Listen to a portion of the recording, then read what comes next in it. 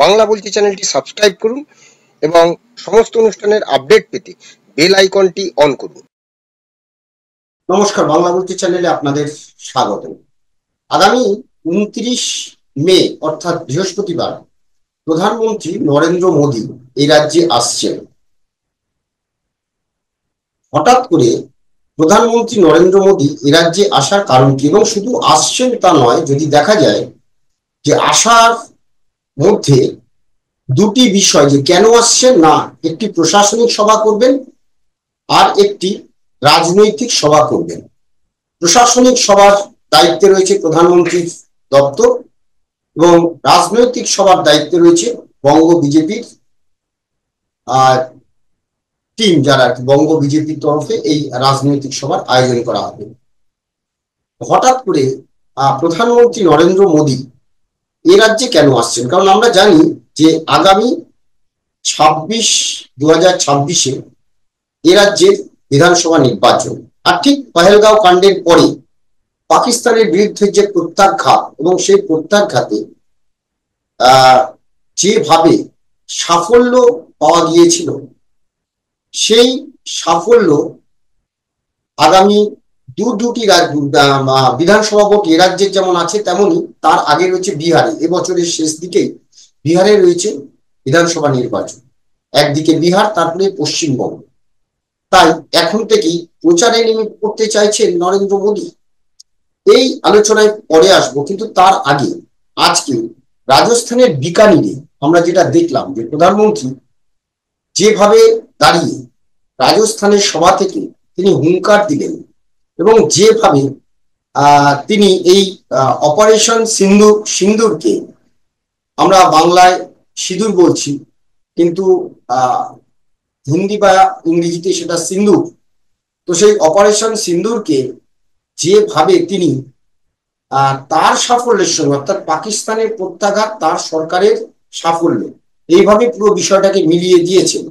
আজকে গুরুত্বপূর্ণভাবে বিকানিরের সভা থেকে তিনি বেশ কিছু বিষয় তিনি বলেছেন, এবং যেগুলো একদিক দিয়ে রাজনীতির, অন্য দিক দিয়ে আবার দেখা যাচ্ছে যে জাতীয়তাবাদ, অর্থাৎ এই দুটো বিষয়কে মিলিয়ে নরেন্দ্র মোদী কোথাও যেন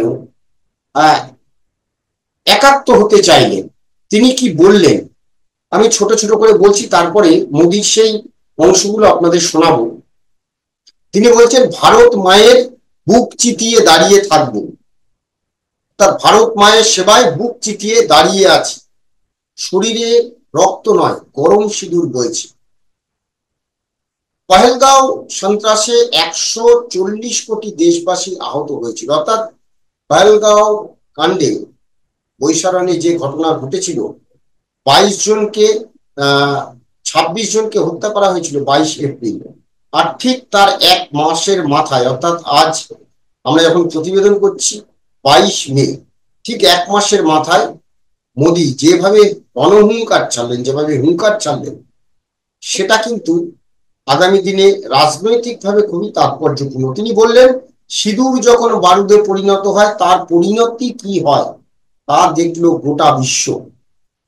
এবং 22 এপ্রিলের যে ঘটনা, সেই ঘটনা তিনি 22 মেতে এসে বলছেন যে 22 এপ্রিলের হামলার জবাব দেওয়া হয়েছে 22 মিনিটে, 9টি জঙ্গি ঘাঁটি গুড়িয়ে দেওয়া হয়েছে। পাকিস্তানের রহিম ইয়ার খান বায়ুসেনা ঘাঁটি এখন ICUতে রয়েছে। সিঁদুর যারা মুছতে এসেছিল তাদের মাটিতে মিশিয়ে দেওয়া হয়েছে।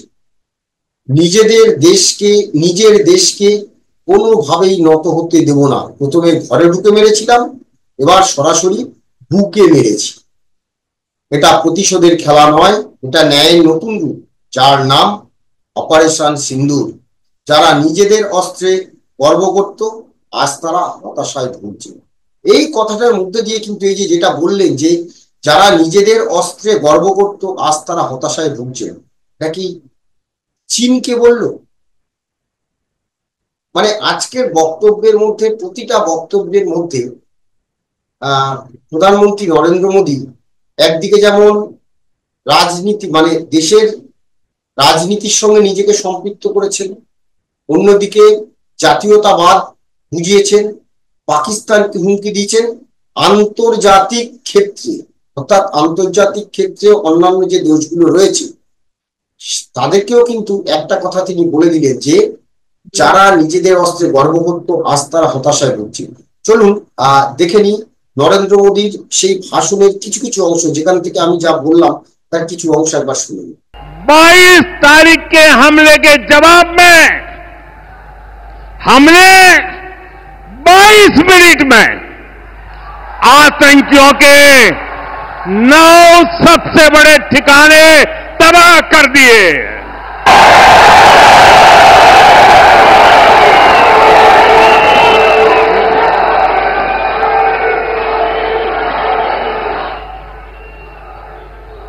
दुनिया ने और देश के दुश्मनों ने भी देख लिया कि जब सिंदूर बारूद बन जाता है तो नतीजा क्या होता है।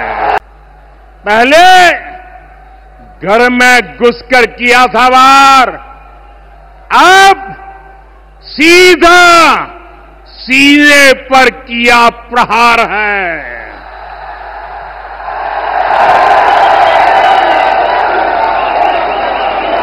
जो सिंदूर मिटाने निकले थे उन्हें मिट्टी में मिलाया है। मोदी का दिमाग ठंडा है, ठंडा रहता है, लेकिन मोदी का लहू गर्म होता है।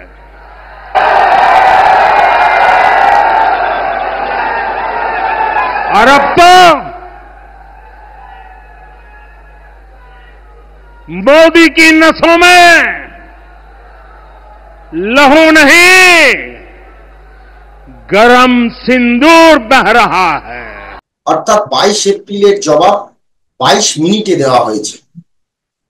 সিঁদুর যখন বারুদে পরিণত হয় তার পরিণতি কি হয় দেখলো গোটা বিশ্ব। এটা প্রতিশোধের খেলা নয়, এটা ন্যায় নতুন রূপ, যার নাম অপারেশন সিঁদুর। সিঁদুর যারা মুছতে এসেছিল তাদের মাটিতে মিশিয়ে দেওয়া হয়েছে। নিজেদের দেশকে কোনোভাবেই নত হতে দেব না, প্রথম ঘরে ঢুকে মেরেছিলাম, এবার সরাসরি বুকে মেরেছি। যারা নিজেদের অস্ত্রে গর্ব করত আজ তারা হতাশায় ভুগছে।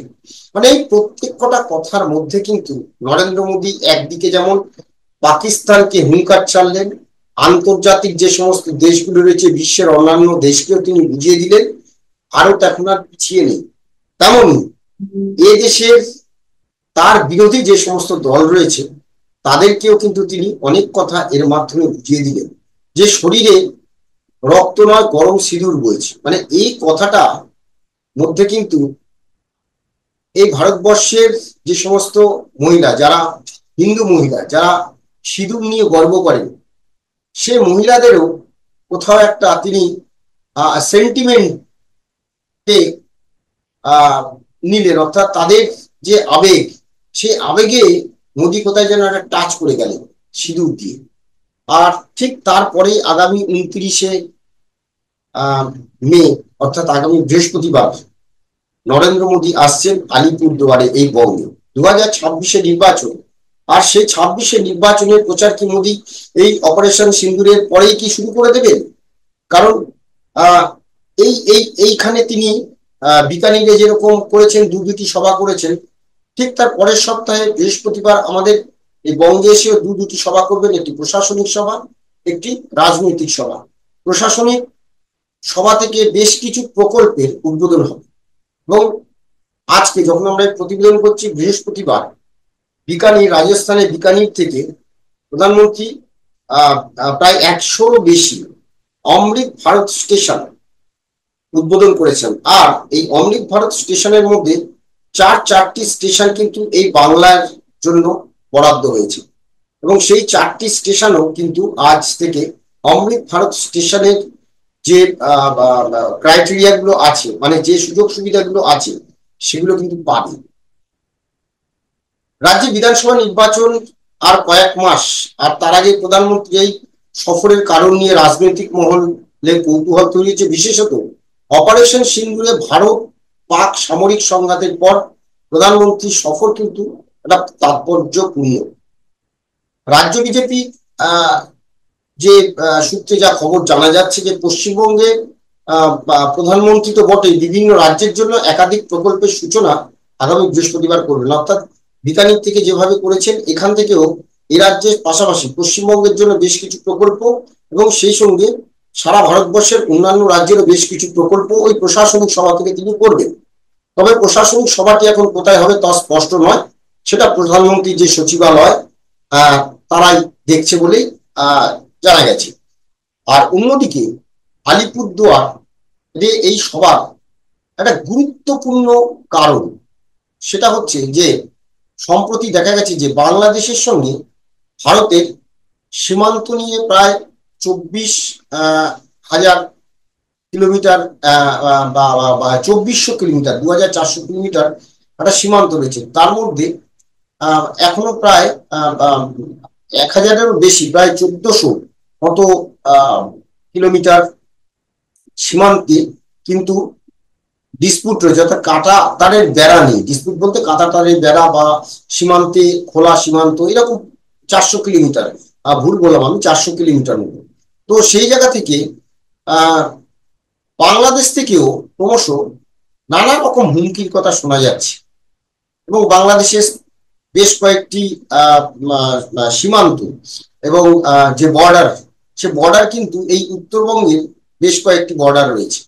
তো সেই জায়গা থেকে সেভেন সিস্টার এবং একদিকে আলিপুরদুয়ারের সেভেন সিস্টার আর অন্যদিকে উত্তর পূর্ব ভারতের এই সেভেন সিস্টার অর্থাৎ 4টি রাজ্য নিয়ে যে চিকেন নেক শিলিগুড়ি, সেই চিকেন নেকের প্রবেশ পথ হচ্ছে এই আলিপুরদুয়ার থেকে।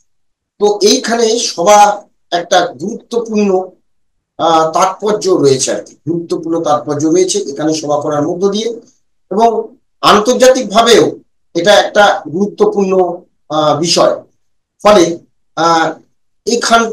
এখানেই এই অপারেশন সিন্দুরের পরপরই এখানে সভা করা এবং উত্তরবঙ্গ বিজেপির প্রায় বলা যায় যে একটা ঘাঁটি। আর রাজনৈতিকগতভাবে যদি দেখা যায়, আলিপুরদুয়ারে যে চা বলয় রয়েছে, আলিপুরদুয়ারে সেই চা বলয়ে 2019 সালে জন বার্লা তৃণমূল থেকে আসেন, বিজেপিতে আসেন এবং তিনি সেখানে সাংসদ হিসেবে জয়ী হন। কিন্তু 2024 সালে বিভিন্ন বিষয়ে তার বিরুদ্ধে নানা রকম অভিযোগ ছিল, তাই সেখানে তাকে আর টিকিট দেওয়া হয়নি, সেখানে মনোজ টিগ্গাকে টিকিট দেওয়া হয়েছে। আর মনোজ টিগ্গার টিকিট পাওয়ার পর তিনি বেসুরো কথা বলেছেন। তিনি বলেছিলেন কিভাবে মনোজ টিগ্গা যেতে জয় হয়, মানে জয় পায় আমি দেখব, এবং তিনি চেষ্টাও করেছেন, কিন্তু মনোজ টিগ্গার জয়কে তিনি মানে পরাজিত করতে পারেননি বা আটকাতে পারেননি, বিজয় তিনি আটকাতে পারেননি, জয়ী হয়েছেন মনোজ টিগ্গা বিজেপি। কিন্তু তারপরে তিনি এই সম্প্রতি তৃণমূলে যোগদান করেছেন। এর আগে তিনি উত্তরবঙ্গ গিয়ে মমতার সবাই ছিলেন, কিন্তু তারপর তিনি সেখানে যোগদান করেছেন। আর এই সপ্তাহে সম্প্রতি মুখ্যমন্ত্রী এই সপ্তাহে সোম, মঙ্গল এবং বুধবার উত্তরবঙ্গে ছিলেন 3 দিন এবং সেখানে তিনি প্রশাসনিক সভা করেছেন। তো ফলত জানা যাচ্ছে যে উত্তরবঙ্গে এই আলিপুরদুয়ারে সংগঠন, বিজেপির যে সংগঠন, সেটা বেশ খানিকটা নড়বড় হয়েছে, বিশেষত জন বার্লা তিনি বিজেপি তৃণমূলে যোগদান করার ফলে। তাই এটাও কিন্তু রাজনৈতিকগতভাবে একটা খুব বড় সিদ্ধান্ত যে এই আলিপুরদুয়ার থেকেই নরেন্দ্র মোদী এই পাহেলগাঁও কাণ্ডের পরে যে অপারেশন সিঁদুর, পাকিস্তানকে প্রত্যাঘাত, তার সাফল্য এবং সেই সাফল্যের প্রচার পুরোটাই তিনি হয়তো এখান থেকেই শুরু করবেন আগামী 26-এ নির্বাচনের দিকে তাকিয়ে।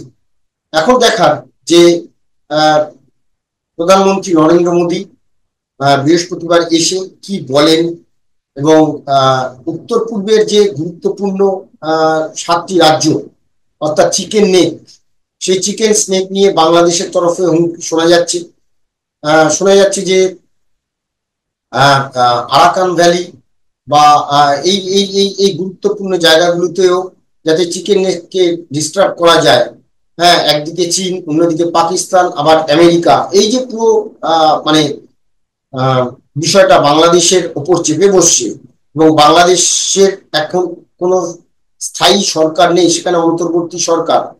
তো ফলে এই জায়গাটায় কিন্তু একদিকে প্রশাসনিক এবং অন্যদিকে রাজনৈতিক সভা করছেন ভারতের প্রধানমন্ত্রী নরেন্দ্র মোদী, এটি কিন্তু খুব গুরুত্বপূর্ণ। এবং সেই সঙ্গে আবারও আজকের যে বিষয়গুলো, অর্থাৎ বৃহস্পতিবারে বিকানিরে যে জনসভা দাঁড়িয়ে যেভাবে তিনি হুঙ্কার দিয়েছেন, এবং সেই হুঙ্কার তিনি একদিকে যেরকম পাকিস্তানকে দিয়েছেন, তেমনি বিশ্বের অন্যান্য দেশগুলোকে দিয়েছেন। বিশেষত তিনি যেটা বলছেন যে নিজের অস্ত্র নিয়ে যারা গর্ব করতো তারা আজকে হতাশায় ভুগছে।